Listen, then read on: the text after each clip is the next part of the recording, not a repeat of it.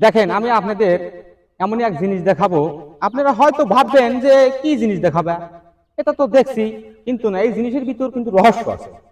রহস্যগুলো আপনাদের বলবো, আমার ভিডিও সম্পূর্ণ দেখবেন, ছোট্ট করে ভিডিও করব। আমাদের দেশে অসংখ্য লেখাপড়া করে তারা কিন্তু বেকার আছে। আসলে চাকরি তো সবার ভাগ্যে হয়ও না, ওইভাবে হয়ে ওঠে না। কিন্তু বীজ যখন রোপণ করে, এক একটা বীজ মানে জায়গায় 5-7টা বীজ রোপণ করছিল, ভালো করে দেখা হয়েছে, কেটে ফেলা দেওয়া হয়েছে। এই বীজগুলো কেটে ফেলা দেওয়া হয়েছে, মেইন বীজটা রাখা হয়েছে।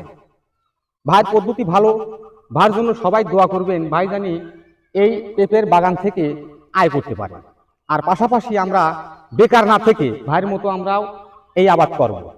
আসলে আমাদের এই গাছগুলোর বয়স হচ্ছে 3 মাস।